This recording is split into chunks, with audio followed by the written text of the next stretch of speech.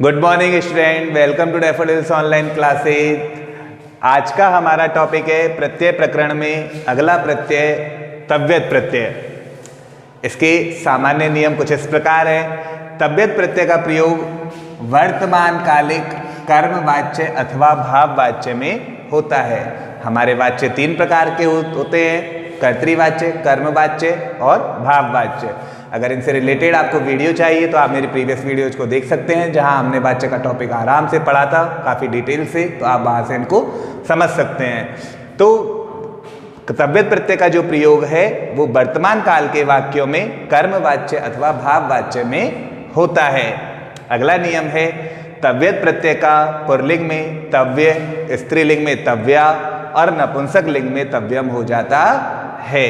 कहने का मतलब कि हमारा ये जो तव्यत लिखा हुआ है, इस तव्यत प्रत्यय के लास्ट वाले तय का, अंतिम तय का लोप हो जाता है। तव्यत प्रत्यय के अंतिम तय का क्या हो जाता है? लोप हो जाता है। शेष भाग क्या बचता है? तव्य भाग शेष बचता है। जब हम इस तव्य भाग का पुल्लिंग में प्रयोग करते हैं तो तव्य का तव्य रहता है, स्त्रीलिंग में प्रयोग करते हैं तो तव्या हो जाता है और नपुंसक लिंग में प्रयोग करते हैं तो तव्यम हो जाता है। अगला नियम है प्रत्यय का प्रयोग करते समय धातु से पूर्व ई का प्रयोग होता है। अर्थात हम जब भी धातु के साथ में तव्यत प्रत्यय को जोड़ते हैं, जैसा कि मैंने अभी हम कृत प्रत्यय पढ़ रहे हैं और कृत प्रत्ययों का प्रयोग धातु के अंत में किया जाता है, तो यहाँ पर जब तव्यत प्रत्यय का प्रयोग धातु के साथ में किया जाता है तो दोनों के मध्य किसका आगम होता है? ई का आगम होता है।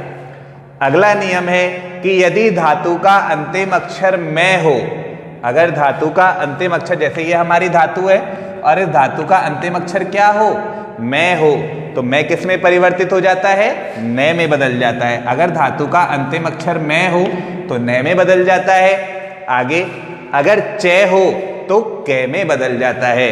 अगर च दिया गया हो तो च जो है वो किस में बदल जाता है? क में बदल जाता है। अगला नियम, यदि धातु का अंतिम अक्षर भय हो, अगर धातु का अंतिम अक्षर क्या हो? भय हो, तो भय जो है वो ध में बदल जाता है। भय किस में बदल जाता है? ध में बदल जाता है। लेकिन ध से पहले बै का प्रयोग किया जाता है। लेकिन भय जो है वो ध में तो परिवर्तित हो जाएगा, लेकिन भय से पहले किसका प्रयोग किया जाएगा? आधे बै का। जैसे कि मैं आपको एक बता देता हूं यहीं पे कि जैसे हमने लब धातु लिखी, लब में धातु के अंत में क्या दिया हुआ है? भय दिया हुआ है, तो भय जो है वो किस में परिवर्तित हो जाएगा? ध में। लेकिन ध से पहले क्या आ जाएगा? आधा भय। तो हमारा जो पूरा शब्द है वो क्या बनेगा? एक तरह से लब्ध बनेगा। और इसमें हम क्या जोड़ेंगे? बाद में तव्यत प्रत्यय जोड़ेंगे। अगला नियम है हमारा प्रथमा विभक्ति के लिंग वचन के अनुसार क्रिया का लिंग वचन होता है। अर्थात जो हमारा कर्मवाच्य का वाक्य होगा उसमें जो प्रथमा विभक्ति होगी, कर्मवाच्य अथवा भाववाच्य में ही इसका प्रयोग किया जाता है, तो कर्मवाच्य में जो प्रथमा विभक्ति होगी उसी के लिंग वचन के अनुसार क्रिया का लिंग वचन भी होता है। अगला नियम, धातु से तव्यत प्रत्यय होने पर, अर्थात कहने का मतलब कि जब धातु के साथ में तव्यत प्रत्यय को जोड़ा जाता है तो धातु के स्वर, अर्थात धातु में आने वाले जो स्वर वर्ण है, कौन कौन से? ई, उ, री और लरी, तो इनको गुण अर्थात ए, ओ, अर, अल आदेश हो जाता है। जैसे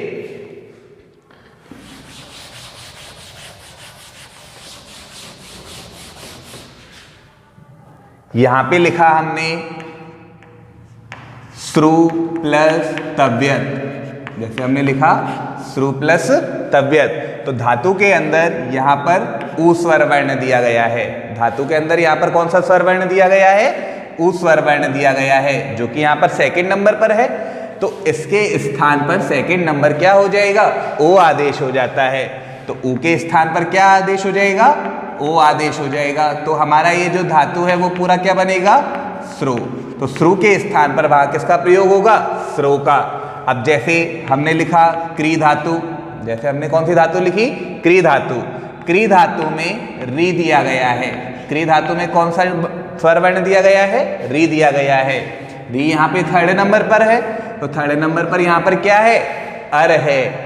तो यहाँ पे री के स्थान पर क्या आदेश हो जाएगा, अर आदेश हो जाएगा। और जब हम इसका तव्यत प्रत्यय के साथ में प्रयोग करेंगे तो क्री का प्रयोग ना करके जो इसके स्थान पर बदले हैं, क्या हुआ है, कर हो गया, क्योंकि री के स्थान पे हमने क्या लिख लिया, अर लिख लिया है। तो हमारा जो शब्द बन गया वो क्या बना, कर बना। और तव्यत प्रत्यय के साथ में जब हम प्रयोग करेंगे तो ये हमारा पूरा शब्द क्या बनेगा, कर्तव्य बनेगा। तो इस तरह से जो धातु के स्वर ई, उ, री और लरी है उनके स्थान पर गुण आदेश हो जाता है। और गुण में कौन कौन से वर्ण आते हैं, ए, ओ, अर और अल। इसके लिए आप हमारी पिछली वीडियो की गुण संधि को आराम से पढ़ सकते हैं, जिसमें आपको अच्छी तरह से समझ में आ जाएगा। अंतिम नियम है इसका कि इसके रूप पुल्लिंग में राम के समान यानी तव्यत प्रत्यय और धातु के साथ में जो शब्द आपका बनेगा उसके रूप पुल्लिंग में राम के समान, स्त्रीलिंग में लता के समान और नपुंसक लिंग में फल के समान चलते हैं। आइए अब पढ़ते हैं तव्यत प्रत्यय के कुछ उदाहरण, जिनमें से जिनको हम अपने सामान्य नियमों के अनुसार आसानी से कर सकते हैं। जैसे कि पहला है चल प्लस तव्यत। चल यानी होता है चलना। मैंने आपको बताया था कि जब भी धातु के बाद तव्यत प्रत्यय का प्रयोग किया जाता है तो दोनों के मध्य में ई का आगम हो जाता है। किसका आगम हो जाता है, ई का आगम हो जाता है।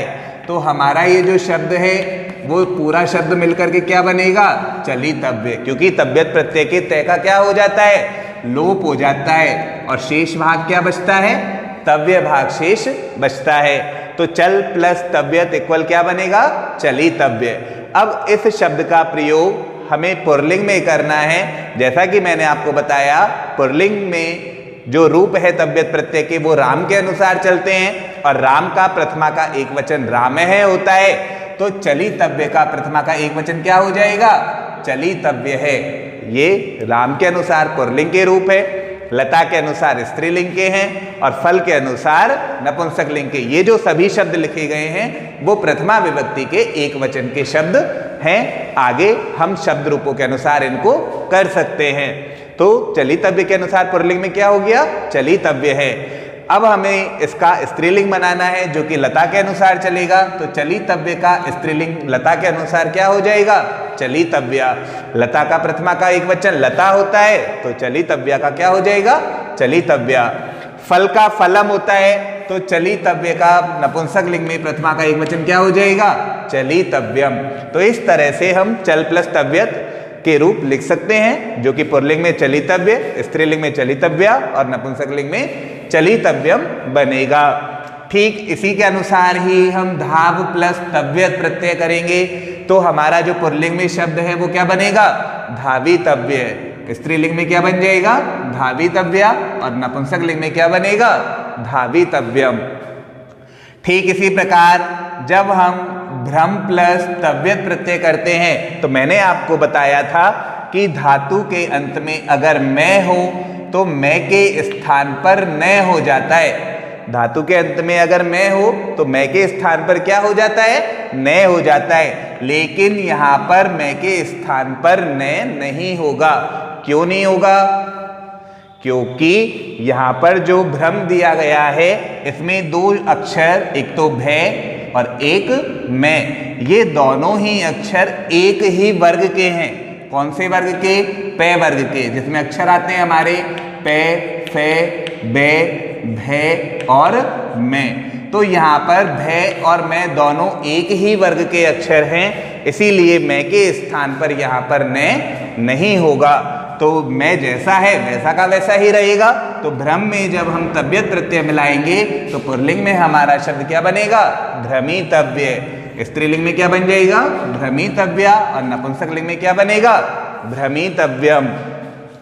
ठीक इसी प्रकार अगला है हमारा नम प्लस तव्यत। अब यहां पर धातु के अंत में क्या दिया गया है? मैं दिया गया है, लेकिन ने और मैं दोनों ही अलग अलग वर्गों के हैं। ने जो है हमारा तय वर्ग का है और मैं जो है वो हमारा पै वर्ग का है।